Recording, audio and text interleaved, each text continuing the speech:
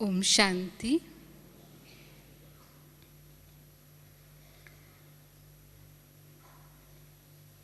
पवित्रता इस संगम युग पर ब्राह्मण जीवन का फाउंडेशन है। बाबा ने हमें पवित्र बनो, योगी बनो, ये महामंत्र दिया है। और इस प्यूरिटी या पवित्रता के आधार पर ही ब्राह्मण आत्माएं विश्व की अन्य सभी आत्माओं से रॉयल हैं या श्रेष्ठ हैं। भले ही प्यूरिटी में परसेंटेज है, कोई अभी 10% ही प्योर हैं, कोई 50% हैं, कोई 90% भी हैं, 100% तो शायद विरले होंगे, लेकिन फिर भी प्यूरिटी हर एक ब्राह्मण आत्मा में है। बाबा ने कई बार मुरलियों में कहा है कि इस प्यूरिटी के आधार पर जो रॉयल्टी है,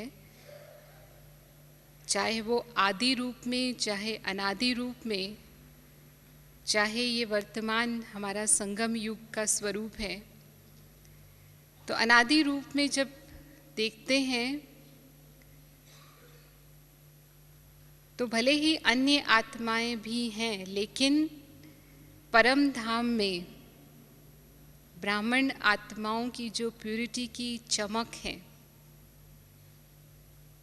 जो झलक है, वो अन्य आत्माओं से श्रेष्ठ है। जैसे आसमान में हम सितारे देखते हैं तो कुछ सितारों की चमक अन्य सितारों की चमक से ज़्यादा होती है। तो कौन से सितारे ध्यान आकर्षित करते हैं? जिनकी चमक ज़्यादा होती है। तो ऐसे ही परम धाम में जो ब्राह्मण आत्माएं हैं, प्यूरिटी के कारण वो शिव बाबा के अति समीप हैं और विशेष चमक वाली हैं। और यदि आदि स्वरूप में देखते हैं तो देवात्माओं के रूप में संपूर्ण निर्विकारी हैं। और इस आधार पर या तो विश्व महाराजन या महाराजा या राज्य अधिकारी का पद प्राप्त करते हैं या फिर रॉयल फैमिली में आने के अधिकारी बनते हैं। वो भी पवित्रता की स्थिति पर ही निर्भर है। और जब पूज्य स्वरूप में आते हैं, द्वापर युग में आते हैं, तो द्वापर युग के पूज्य स्वरूप की भी जिस रॉयल्टी से पूजा होती है, वो अन्य किसी भी संसार की महान आत्माओं या धर्म आत्माओं की नहीं होती है। हालांकि वो भी पवित्र बनते हैं, यानी ब्रह्मचर्य का पालन करते हैं, लेकिन वो डायरेक्ट परमात्मा विधि से पवित्र नहीं बनते हैं। या कह सकते हैं कि वो संपूर्ण निर्विकारी स्थिति को प्राप्त नहीं करते हैं। जो संपूर्ण पवित्रता की परिभाषा है, वो उस तक नहीं पहुंचते हैं। इसीलिए उनका पूजन होता है, गायन होता है, लेकिन उतना विधि पूर्वक नहीं जितना कि देवी देवताओं का होता है। आज हम देखते हैं कि भले उनके भी मंदिर बनते हैं, लेकिन जिस विधि से साज और बाजों के साथ जो कीर्तन देवताओं के लिए करते हैं और उनके हर एक कर्म की पूजा करते हैं। कई विशेष मंदिर जो होते हैं उसमें देवताओं के उठने के, सोने के, उनका भोग लगाने के, हर कर्म की, जो भी देवता कर्म करते हैं उसके हर कर्म की पूजा का दर्शन भी होता है। तो इतनी विधि पूर्वक पूजा हुई, उसका आधार रहा संपूर्ण पवित्रता। लेकिन संपूर्ण पवित्रता क्या है? इसे तो बाबा ने बहुत मुरलियों में इसे स्पष्ट किया है।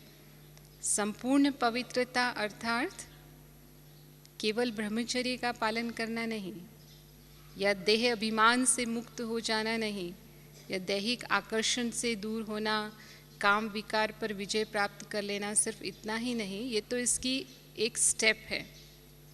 लेकिन संपूर्ण पवित्रता अर्थात सभी विकारों के अंश और वंश पर भी विजय प्राप्त करना। काम, क्रोध, लोभ, मोह, अहंकार और उसके अंश वंश ईर्ष्या, द्वेष, नफरत, रौब, जोश, जितनी भी लंबी लिस्ट हम कहें, इन सब रूपों पर विजय प्राप्त करना। फिर इससे भी आगे बाबा कहते हैं कि न सिर्फ मोटे रूप में, लेकिन स्वप्न में भी जो हमारे मन का सूक्ष्म स्वरूप है, अगर किसी आत्मा के प्रति ईर्ष्या या आवेश के वश कर्म होता है तो उसको भी संपूर्ण पवित्रता नहीं कहेंगे। यानी किसी भी विकार के वश कर्म होता है स्वप्न में भी, तो भी उसको संपूर्ण पवित्रता नहीं कहेंगे। इससे भी आगे जो बाबा ने हमें दिनचर्या दी है, उस दिनचर्या प्रमाण यदि हम नहीं चलते हैं, आलस्य और अलबेलापन है, अमृत वेले की जो विधि है उस विधि प्रमाण हम अमृत वेला नहीं करते हैं, मुरली की जो विधि है, या जैसे भी सारे दिन में हमें कर्म योगी बन के कर्म करना है, अगर दिनचर्या भी हम उस प्रमाण नहीं चलते हैं तो भी वो संपूर्ण पवित्रता नहीं मानी जाएगी। यानी यदि हमारे व्यर्थ संकल्प हैं, व्यर्थ बोल हैं, व्यर्थ कर्म हैं, और वो यदि हमें किसी रूप में भी दुख और अशांति का अनुभव कराते हैं तो वो पवित्रता नहीं मानी जाएगी। फिर उसका भी सूक्ष्म रूप बाबा बताते हैं कि पवित्रता अर्थात ब्रह्मचारी बनना। ब्रह्मा बाबा के आचरण पर चलने वाला और शिव बाबा के उच्चारण किए हुए बोल पर चलने वाला। अभी जनवरी मास में हम स्मृति मास मनाते हैं, अभी स्मृति दिवस मनाया है बाबा का, तो हम सभी ने बाबा के चरित्रों को याद किया है। ये ब्रह्मा बाबा के यादगार कर्म कौन से रहे। तो ब्रह्मा बाबा के आचरण पर हम तभी चल पाएंगे जब बाबा के कर्म हमारी स्मृति में होंगे, तभी हम उनको फॉलो कर पाएंगे। तो सबसे पहली विशेषता बाबा की क्या रही? बाबा को जिस दिन से बाबा का ज्ञान मिला, उस घड़ी से ही उन्होंने अपना तन मन धन समर्पण किया और कभी भी उसमें मैंपन और मेरापन नहीं रहा। सदा ही मैंपन और मेरापन से मुक्त रहे। भले ही बाबा ने कितनी बड़ी अथॉरिटी बनाया उनको, भगवान का रथ थे, किसी भी बात में उनको अहंकार आ सकता था कि मैं ये हूँ, लेकिन कभी भी बाबा ने अपने मुख से मैं ये करता हूँ या ये जो कुछ भी है वो मेरा किया हुआ है, ऐसे बोल कभी भी उनके मुख से नहीं निकले। सदा ही बाबा करन करावनहार है, बाबा कराता है। विश्व के आगे वर्ल्ड सर्वेंट बन के रहे, विश्व सेवाधारी बन के रहे। अपने को बच्चों का क्या कहा?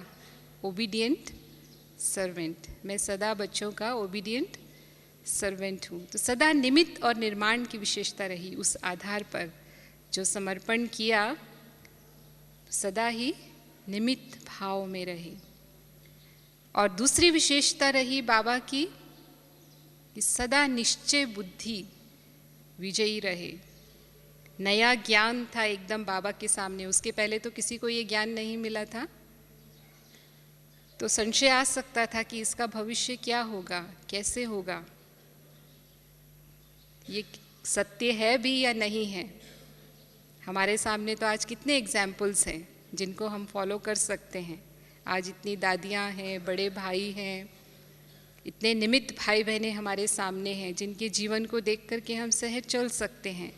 लेकिन ब्रह्मा बाबा के सामने कोई एग्जाम्पल था, लेकिन फिर भी उनको कभी संशय नहीं आया। कितनी परीक्षाएं आई। कई बार बाबा मुरलियों में कहते हैं, या हम भी चरित्र सुनते हैं, कि जो अपने लौकिक जीवन में इतने सम्मानित व्यक्ति थे, कभी किसी से कोई अपशब्द नहीं सुना, लेकिन जैसे ही ज्ञान में आए, बाबा ने उनके तन में प्रवेशता की, तो कितने विरोध का सामना करना पड़ा, लेकिन फिर भी कभी डगमग नहीं हुए। कोई भी परिस्थिति उनको विचलित नहीं कर सकी। इतना निश्चय अटूट बाबा के ऊपर रहा। यहाँ तक कि जब बेगरी पार्ट भी यज्ञ में चला, उसमें कई छोड़कर चले गए, उनको संशय आ गया। एक दिन ऐसा भी था बेगरी पार्ट में, जब खाने के लिए कुछ था नहीं, 11 बजे तक कुछ नहीं था और 12 बजे खाने की बेल बजती थी। लेकिन फिर भी निश्चित कि बाबा जिम्मेवार हैं, बाबा के बच्चे हैं, तो जो बाबा करेगा वो अच्छा ही करेगा। और हुआ भी ऐसा ही कि 11 बजे पोस्ट आती थी, वो पोस्ट में ही मनी ऑर्डर आया और उससे राशन मंगाया और उससे बनाया गया और समय पर बेल भी बज गई। तो जो परीक्षा सामने आई, उस परीक्षा में अपनी स्थिति से पास हो गए। हमारे सामने कोई परीक्षा आती है तो क्या होता है, थोड़ी ही बातों में संशय में आ जाते हैं। तो निश्चय बुद्धि विजयी अगर हम हैं, सदा अगर बाबा में निश्चय है, स्वयं में निश्चय है, ड्रामा में निश्चय है, तो हो सकता है कि थोड़ा परिस्थिति हिलाने की कोशिश करे, लेकिन विजय निश्चित है। और तीसरा बाबा की विशेषता रही, सदा आज्ञाकारी, वफादार, फरमान बरदार रहे। बाबा ने जो श्रीमत रूपी आज्ञा दी, सदा उसमें हाजिर रहे। सदा बुद्धि में एक बाप दूसरा ना कोई। वफादार का मतलब क्या है? एक बाबा दूसरा ना कोई, ये स्थिति रही। स्वप्न और संकल्प में भी दूसरे किसी का आधार नहीं रखा, किसी के आधार पर नहीं चले। भले ही बच्चों से बहुत स्नेह था, लेकिन जितना स्नेह उतना ही न्यारे भी थे। और उसके साथ साथ सदा बाबा ने कर्म योगी बन के कर्म किया। कोई भी कर्म को साधारण रूप से नहीं किया। चाहे कर्म साधारण थे देखने में बाबा भी वही काम करते थे। आज आप में से कई भाई बहनें सेवा में भी आते हैं, तो सेवा जो भी यज्ञ के मिलती है, चाहे वो भोजन बनाने की सेवा हो, चाहे वो सब्जी काटने की सेवा हो, चाहे वो सफाई करने की सेवा हो, देखने में हो सकता है, लगता है साधारण कर्म है, लेकिन किस स्थिति से हम उसको कर रहे हैं वो ज़्यादा महत्वपूर्ण है। तो यदि हम स्मृति में रह करके, परमात्मा स्मृति में रह करके, स्वमान की स्थिति में रह करके वो कर्म करते हैं, तो वो साधारण कर्म भी विशेष कर्म हो जाते हैं, सत्कर्म हो जाते हैं। तो बाबा ने सदा उस स्थिति में रहकर कर्म किया। एक बार ऐसे ही बाबा नहीं, कई बार बच्चे अनाज साफ करते थे, तो बाबा भी जाकर वहाँ बैठ जाते थे। तो बाबा ऐसे ही सभी बच्चों के साथ अनाज साफ कर रहे थे। तो उस समय एक कलेक्टर आया बाबा से मिलने के लिए। उसने बाबा के बारे में सुना था, तो बाबा उठकर वहाँ नहीं आए। उसका वेलकम करने के लिए बाबा खुद उठकर नहीं आए, लेकिन वो कलेक्टर को वहाँ ही बुलाया जहाँ बाबा अनाज साफ कर रहे थे। तो जब वो वहाँ पहुँचा, तो जैसे ही उसने बाबा को देखा, तो उसको बाबा से साक्षात्कार हो गया। तो साधारण कर्म कर रहे थे, लेकिन साक्षात्कार कैसे हुआ? क्योंकि उनकी स्थिति इतनी ऊंची थी। तो हम कोई भी कर्म कर रहे हैं, लेकिन स्थिति हमारी इतनी ऊंची और श्रेष्ठ रहे। तो ये है ब्रह्मा बाबा के चरित्रों को स्मृति में रख के उस अनुसार कदम उठाना, उनको फॉलो करना। लेकिन क्या होता है, कभी कभी हम फॉलो फादर की बजाय फॉलो ब्रदर या सिस्टर में चले जाते हैं, एक दूसरे को देखने लग जाते हैं कि ये फलाना क्या कर रहा है, ये कैसे चल रहा है। अगर वो ढीला चलता है तो हमारे पुरुषार्थ में भी ढीलापन आने लगता है। लेकिन हमें सदा शिव बाबा और ब्रह्मा बाबा को स्मृति में रखना है। बाबा ने कैसे कर्म, क्योंकि वही एक आत्मा है जो संपन्न और संपूर्ण बनी है, तो उनके कर्म हमें संपूर्णता की ओर ले जाएंगे। और दूसरी पवित्रता का अर्थ है सत्यता, रियलिटी, इसको सच्चाई और सफाई कहते हैं। तो जो भी पवित्र आत्माएं होती हैं वो सत्यता की शक्ति के आधार से ही होती हैं। अगर असत्यता की शक्ति है तो उसको पवित्रता नहीं कह सकते। और सत्यता, हमारी जो सत्यता है वो स्वयं सत्य परमात्मा के द्वारा प्राप्त हुई सत्यता है। सत्य बाप, सत्य शिक्षक और सत्य गुरु हम कहते हैं, या बाबा को हम कहते हैं सत्यम शिवम सुंदरम, या गॉड इज ट्रुथ, कि जो भगवान सत्य है उसके द्वारा ही हमें सत्य ज्ञान प्राप्त होता है।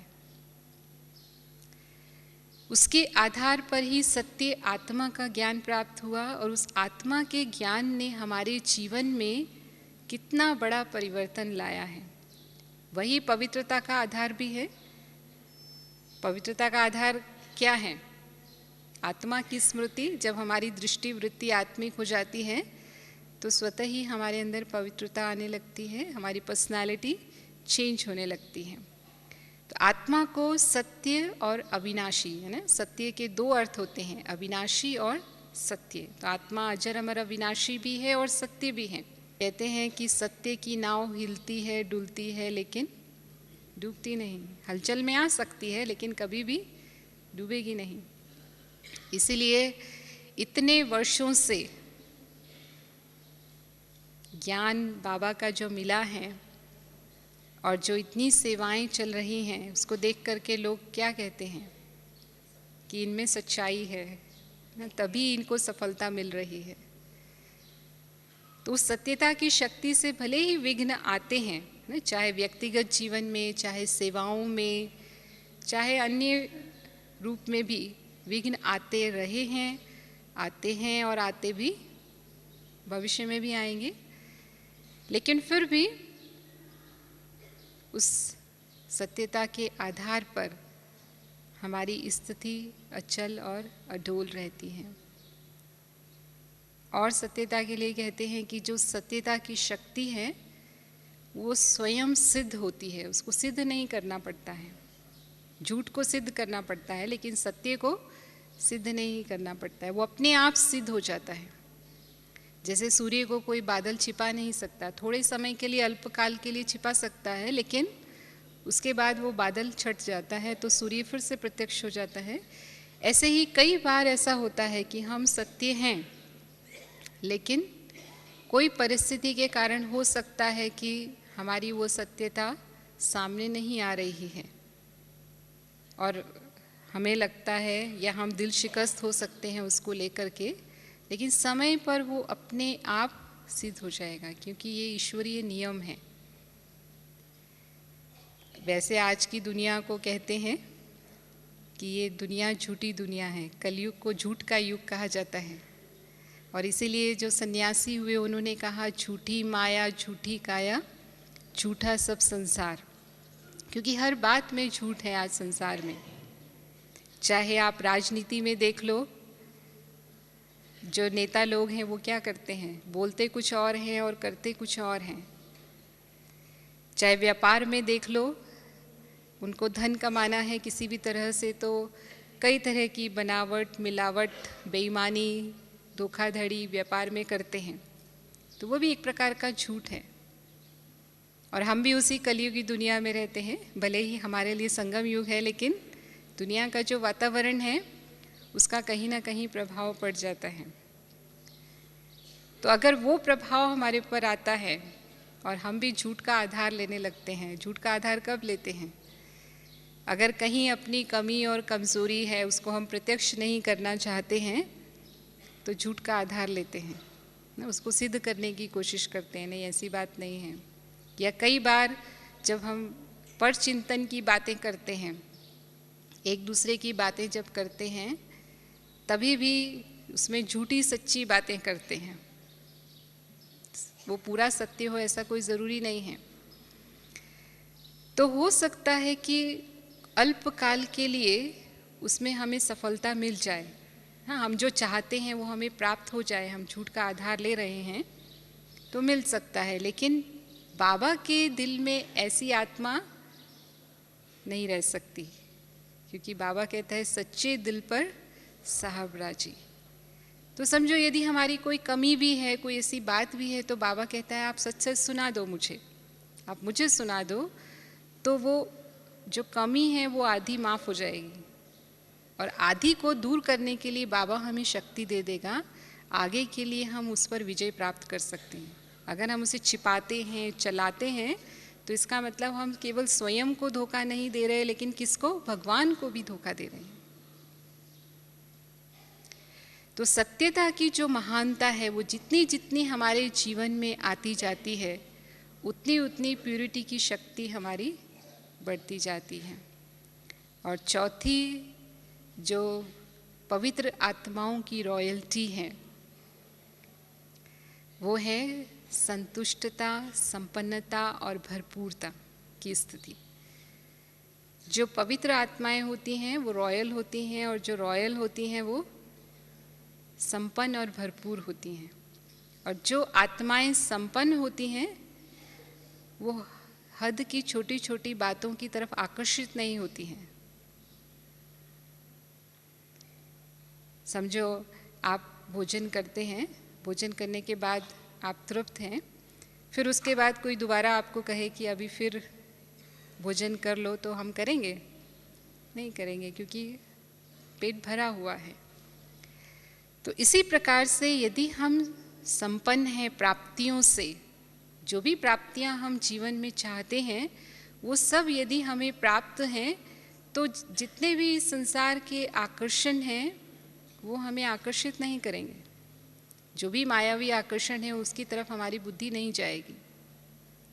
और ब्राह्मण जीवन के लिए बाबा कहता है अप्राप्त नहीं कोई वस्तु ब्राह्मणों के खजाने में। अप्राप्त नहीं कोई वस्तु अर्थात चाहे वो स्थूल प्राप्ति हो, चाहे वो सूक्ष्म प्राप्ति हो, सर्व प्राप्तियां हमें ब्राह्मण जीवन में हैं। पर देखने में हो सकता है कई बार हमें लगता है कि नहीं, जो हमें चाहिए हमारे पास वो प्राप्ति नहीं है। तो 4 प्रकार की स्थूल प्राप्तियां मानी जाती हैं: तन, मन, धन और संबंध। तन की प्राप्ति के लिए कहते हैं पहला सुख निरोगी काया। अगर तन स्वस्थ है तो इसका मतलब वो प्राप्ति है, तन की प्राप्ति हमें है। तन का स्वस्थ होना बहुत ज़रूरी है। और ब्राह्मण जीवन में तो विशेष रूप से हम चाहते हैं कि आत्मा का ये शरीर रूपी रथ स्वस्थ रहे, ताकि हम याद और सेवा का जो पुरुषार्थ करना चाहते हैं, तीव्र पुरुषार्थ करना चाहते हैं, वो पुरुषार्थ में कोई बाधा ना आए, क्योंकि ये जीवन बहुमूल्य जीवन है। तो बाबा ने हमें क्या ज्ञान दिया है कि बाबा ने कर्मों के हिसाब किताब का ज्ञान तो दिया है, कि तन का हिसाब किताब है, और ये कलयुगी सृष्टि के हिसाब से 5 तत्वों का जो बना हुआ शरीर है, क्योंकि 5 तत्व तमो प्रधान है, तो उसके आधार पर कोई ना कोई छोटी मोटी बीमारी इस शरीर में होती है। तो अगर वो हमारे सामने आता है और यदि हम कर्म योगी की स्थिति से उस हिसाब किताब को चुकतू कर देते हैं, तो वो सूली से कांटा हमें अनुभव होता है, क्योंकि आत्मा स्वस्थ है। और जितना जितना हम देही अभिमानी स्थिति में रहते हैं, उतना बाबा की दुआओं से, उस मास्टर सर्वशक्तिवान की स्थिति से वो बीमारी हमारी जल्दी समाप्त हो जाती है। क्योंकि मन स्वस्थ है, मन का प्रभाव हमारे तन पर पड़ता है। आजकल डॉक्टर्स भी कहते हैं ना कि 80% जो बीमारियां हैं वो मनोकायिक साइकोसोमेटिक है, नहीं मन से शुरू होती हैं, क्योंकि मन नेगेटिव है, मन में चिंता है, उदासी है, परेशानी है, निराशा है। जितना मन नेगेटिव होगा उतना हमारे में बीमारियां आएंगी। लेकिन ज्ञान से हमारा मन पॉजिटिव बनता जाता है, तो जितना मन पॉजिटिव बनता है उतना ही हम इन सभी बीमारियों से बच जाते हैं। तो 80% बीमारियों से तो हम वैसे ही बच सकते हैं यदि हम अटेंशन रखें, तो अपने मन को स्वस्थ रखें जो बाबा ने हमें ज्ञान दिया है। और जो 20% बीमारियां हैं जो खान पान और वातावरण के प्रभाव से होती हैं, तो यदि हम थोड़ा प्रकृति की नॉलेज रखते हैं और अगर कोई बीमारी हो भी जाती है तो डॉक्टर से जाकर के सही समय पर इलाज करवा लें। कई बार बाबा मुरलियों में कहते हैं कि ये जो गोलियां दवाइयां हैं ये कलयुगी फ्रूट्स हैं तो जैसे हम फ्रूट खा कर के स्वस्थ रहते हैं, ऐसे ही ये कलयुगी फ्रूट खाकर अगर खाना भी पड़े तो उसको खा कर के अपने शरीर को हमें स्वस्थ रखना है। तो स्वस्थ होने का ज्ञान बाबा ने दिया है। तो न सिर्फ इस जीवन में, लेकिन अनेक जन्मों तक हम स्वस्थ रहेंगे। पता है कि 21 जन्मों तक हमें कोई रोग नहीं होने वाला है। तो प्राप्ति कितनी बड़ी है, एक जन्म की नहीं, लेकिन अनेक जन्मों के लिए तन मन धन संबंध सर्व प्राप्तियां हैं। तो जिसको ये चारों प्राप्तियां होती हैं उसे भाग्यवान कहते हैं। तो भाग्य विधाता के हम भाग्यवान बच्चे हैं। मन की प्राप्ति तो है ही है कि मन को बाबा ने मन मनाभव बनाकर दुख और अशांति से मुक्त कर दिया है। धन की प्राप्ति, भले ही ब्राह्मण जीवन में हम करोड़पति अरबपति ना भी हों, धन के लिए लोग कहते हैं कि इतना धन हमारे पास हो कि जो भी हम चाहते हैं इस संसार में जो कुछ भी प्राप्त हो सकता है वो सब प्राप्तियां हमें हो जाएं। लेकिन बाबा क्या कहते हैं कि यदि करोड़पति हो जाएंगे तो फिर बाबा के बच्चे नहीं रहेंगे, फिर उस दुनिया में चले जाएंगे, क्योंकि धन आते ही माया भी आ जाती है। तो ये बहुत ही बड़े भाग्य की बात है कि इस ब्राह्मण जीवन में हम इतने धनवान नहीं बने, साधारण बने, क्योंकि बाबा गरीब निवास है, बाबा गरीबों के लिए ही आता है। लेकिन अनेक जन्मों तक हमें इतना धन मिल जाता है, इसको बाबा कहते हैं कि आज के जो पदम पति हैं वो भी उसके आगे कुछ नहीं हैं। तो इतनी बड़ी बेहद की प्राप्ति अगर हम स्मृति में रखते हैं तो आज की जो छोटी छोटी हद की प्राप्तियां हैं वो उसके आगे क्या हैं। कहते हैं अगर सूर्य को हम दीपक दिखाते हैं तो क्या होता है, उसके आगे दीपक क्या है। तो जब भी कोई ऐसी इच्छा मन में उत्पन्न होती है तो ये सोचना चाहिए कि बाबा ने हमें कितने जन्मों की प्राप्ति दी है, आज एक जन्म की नहीं। और धन सिर्फ इसको ही नहीं कहा जाता है, जो भी हमें संगम युग पर खजाने मिले हैं वो भी हमारा धन है। ज्ञान धन है, गुणों का धन है, शक्तियों का धन है। तो ये जो धन मिले हैं, कहते हैं कि जो भी पुराने समय में महान पुरुष हुए, जैसे महात्मा बुद्ध हुए या महावीर स्वामी हुए, अनेक जो साधु सन्यासी हुए या राजा हुए, उन्होंने सिर्फ भगवान की प्राप्ति के लिए अपना राजपाट छोड़ दिया। संसार के वैभव और धन की प्राप्ति सब कुछ थी उनको, लेकिन उनको लगा कि इस प्राप्ति में कुछ नहीं है, ये सब विनाशी है, इससे सच्ची शांति प्राप्त नहीं हो रही है, इससे सच्चा सुख नहीं मिल रहा है। तो वो उसे छोड़ करके जंगल में चले गए भगवान को पाने के लिए। और हमें कौन मिला है, स्वयं भगवान मिला है। कहते हैं बाबा कई बार मूल्यों में कहते हैं कि परवाह थी पार ब्रह्म में रहने वाले परमेश्वर की, वो मिल गया, फिर और क्या चाहिए। ब्रह्मा बाबा को भी जब बाबा की प्राप्ति हुई तो पहले पहले बोल क्या निकले, पाना था सो पा लिया। धन तो उनके पास भी कम नहीं था, लेकिन जैसे ही महसूस हुआ कि जो मैं पाना चाहता था वो मुझे मिल गया, कहते हैं उसको हीरा समझा, और जो नकली हीरे थे, जो दुनियावी हीरे थे, उसको छोड़ दिया और उस असली हीरे को ले लिया अपने जीवन में। तो अगर हम ये स्मृति रखते हैं कि जो हम पाना चाहते थे वो हमें प्राप्ति हो गई, तो ये हद की जो छोटी छोटी बातें हैं या प्राप्तियां हैं वो हमें ना होने में भी अप्राप्ति का अनुभव नहीं कराएंगे। सबसे बड़ी चीज़ है कि हम उसको अनुभव ना करें।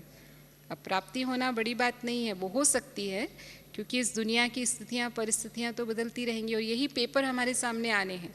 बाबा अंतिम समय के लिए क्या कहता है कि जो ये प्रकृति के पदार्थ हैं वो भी हमको उपलब्ध नहीं होंगे, वो पेपर के रूप में हमारे सामने आएंगे।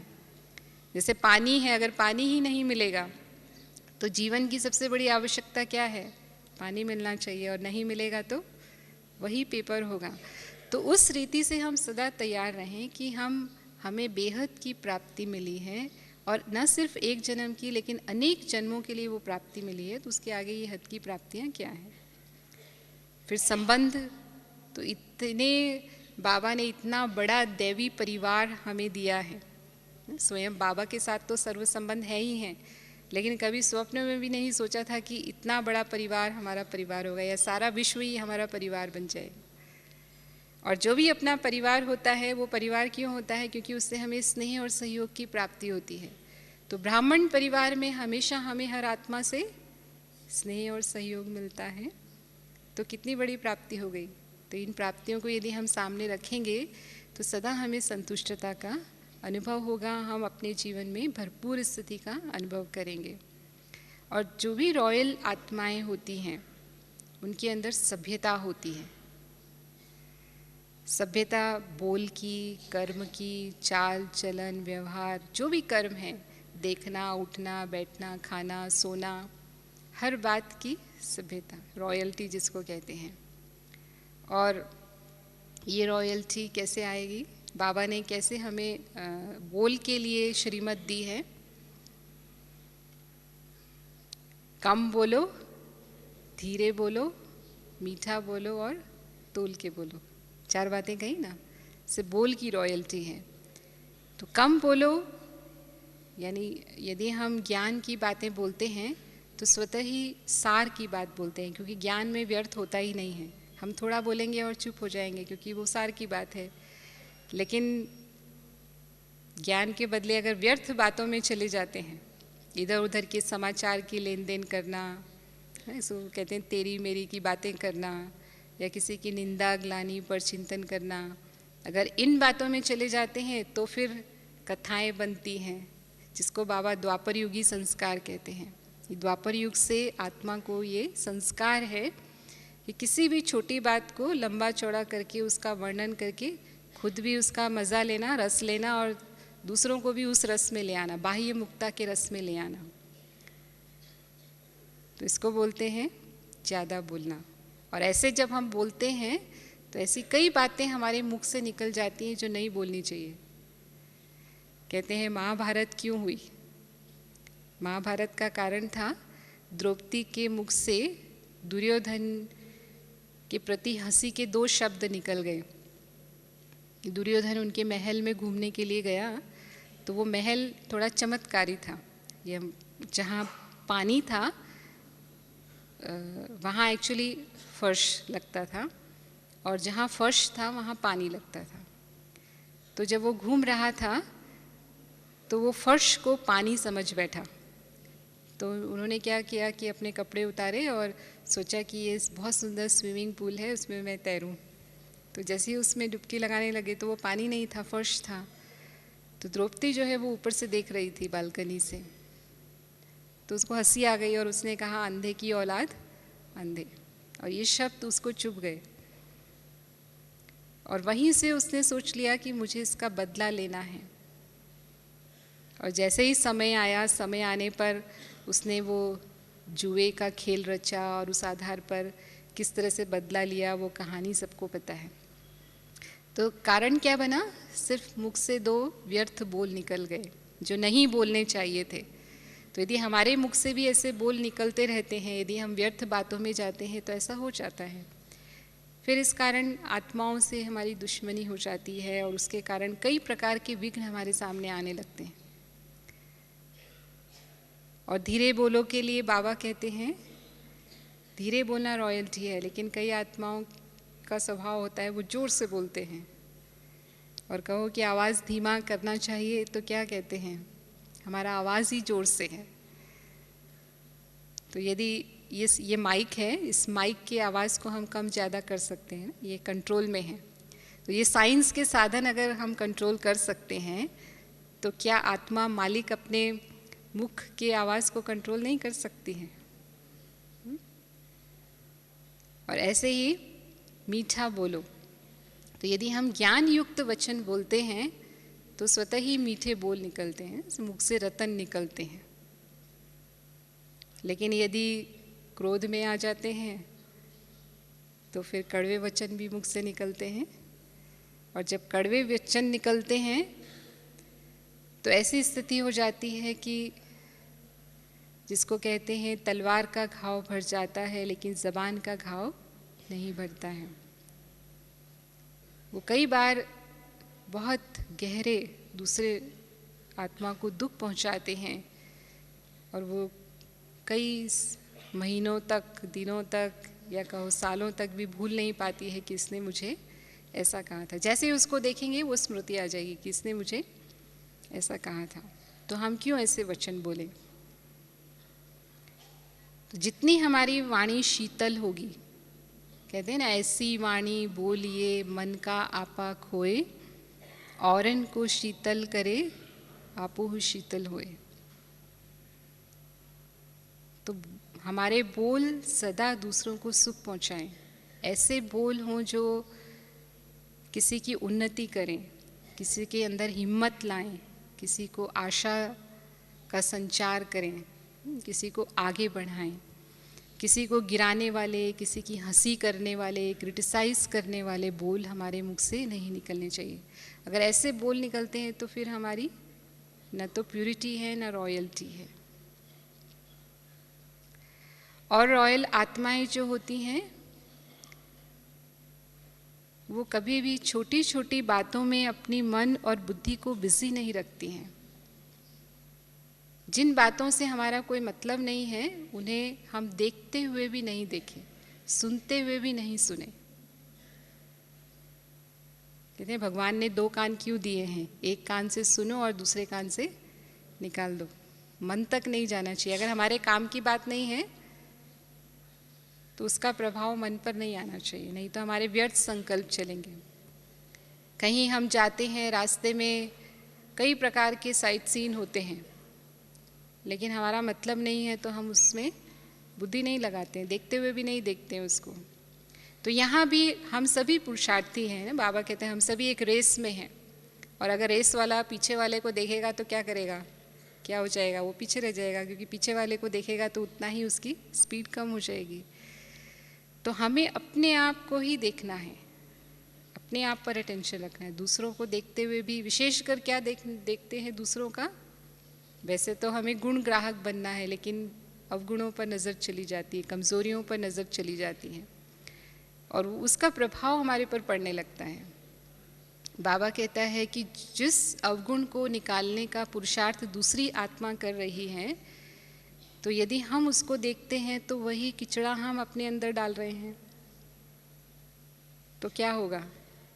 जहाँ किचड़ा होता है वहाँ क्या होता है? गंदगी में मच्छर और मक्खी पैदा हो जाते हैं, और वो मच्छर और मक्खी किसको काटते हैं? तो हमें ध्यान रखना है कि हमें कभी भी इस ज्ञान मार्ग में दूसरों को नहीं देखना है, दूसरों की खासकर कमियों को और बुराइयों को नहीं। हाँ, अगर देखना ही है तो दूसरों के गुणों को देखो, उसको अपने जीवन में धारण करो। जैसे गुलाब का फूल है, वो भले ही कचरे में पैदा होता है ना, वो खाद जो क्या होती है, बदबूदार होती है, लेकिन गुलाब का फूल उस बदबूदार खाद में से भी खुशबू ले लेता है, खुशबू देता है, सबको खुशबू फैलाता है। तो हमारी दृष्टिवृत्ति भी ऐसी हो कि कैसी भी आत्मा हो, बाबा ने कहा हर एक आत्मा में कोई ना कोई गुण अवश्य है। भले ही 35 अवगुण होंगे, लेकिन एक गुण ज़रूर है जिसके कारण मैंने उसे चुना हो। तो हमारी नज़र किस पर होनी चाहिए? एक गुण पर होनी चाहिए। उसका जो एक गुण है, जो विशेषता है जिसके कारण बाबा ने उसको चुना है, उस विशेषता पर नज़र रख करके हम चलें, तब हम सच्चे वैष्णव बनेंगे। सच्चे वैष्णव अर्थात जो किसी भी बुराई को टच नहीं करते, किसी की भी बुराई मन और बुद्धि में टच ना हो। अगर मन बुद्धि में टच होगी तो पवित्रता समाप्त हो जाएगी। जो हम संपूर्ण प्यूरिटी की स्थिति चाहते हैं, उस प्यूरिटी की स्थिति तक हम नहीं पहुंच पाएंगे। और रॉयल आत्माएं वो होती हैं जो अपने दिनचर्या में हर बात को सेट करके रखती हैं। उनका टाइम टेबल फिक्स होता है ताकि समय व्यर्थ ना जाए। हम देखते हैं दुनिया में भी जो पोस्ट पोजीशन वाली आत्माएं होती हैं, पर्सनालिटी वाली आत्माएं होती हैं, उनका मिनट मिनट का प्रोग्राम सेट होता है। अपॉइंटमेंट्स पहले से ही बने हुए होते हैं, कई दिनों पहले से ही, कि उनको कब क्या कार्य करना है। तो जब हम इतने विशेष हैं, इतने महान हैं, इतनी रॉयल आत्माएं हैं, तो हमारा भी टाइम टेबल हर बात का फिक्स होना चाहिए। तो उसके लिए बाबा विशेष कहते हैं कि मन और बुद्धि का टाइम टेबल बनाओ। हर दिन के लिए एक स्वमान अपने लिए सेट करो, उस स्वमान में अपनी मन बुद्धि को स्थित रखो। अमृत वेले योग में किस स्थिति का अनुभव करना है वो पहले से सेट करो। मुरली किस स्थिति में सुननी है उसी प्रमाण मुरली सुनना है। दिन भर में कर्म करते हुए कैसी स्थिति बनानी है, यानी पूरा यदि हम मन और बुद्धि को व्यस्त रखेंगे तो वेस्ट के लिए उसमें मार्जिन ही नहीं है। तो जब हम इस अनुसार अपने जीवन में पवित्रता की धारणा करते हुए चलते हैं तो इन धारणाओं के आधार पर स्वतः ही बाबा को हम प्रत्यक्ष करते हैं, क्योंकि वो हमारे सूरत और सीरत में दिखाई देता है। से बाबा कहते चैतन्य म्यूजियम बनो, तो स्वतः ही हमारे नयन, चैन, चेहरे की झलक और फलक जो है वो प्यूरिटी के आधार पर अन्य आत्माओं की सेवा करती है। हमें ये सोचने की ज़रूरत नहीं है कि हम तो इतनी सेवा नहीं करते हैं या ऐसी कोई हमारी सेवा नहीं है जिसके आधार पर हम बाबा को प्रत्यक्ष कर सकें। लेकिन यदि प्यूरिटी की रॉयल्टी हमारे अंदर हैं, ये सब धारणाएं हमारे अंदर हैं, तो स्वतः ही हमारी रूहानियत, हमारी जो रूहानी पर्सनालिटी है, जो प्यूरिटी की पर्सनालिटी है, हमारे जो व्यवहार है, हमारी जो दृष्टि है, वृत्ति है, वो सेवा करती है। सदा ही दृष्टि हमारी आत्मिक होगी, वृत्ति शुभ भावना, शुभ कामना की हो जाएगी, क्योंकि उसमें व्यर्थ है ही नहीं। तो सदा ही हर आत्मा के प्रति शुभ भावना, शुभ कामना होगी और कर्म सदा सुखदायी हो जाएंगे, दूसरों को सुख देने वाले कर्म हो जाएंगे। तो जितना हम अपनी प्यूरिटी की स्टेज को बढ़ाते जाएं, हम अपने को चेक कर सकते हैं कि हम किस स्टेज तक पहुँचे। इस आधार पर जो बाबा ने हमें विशेषताएं सुनाई हैं, इन विशेषताओं को हमने कहाँ तक अपने जीवन में धारण किया है और उसको धारण करते हुए आगे बढ़ाते जाएं, बाबा को प्रत्यक्ष करें। ओम शांति।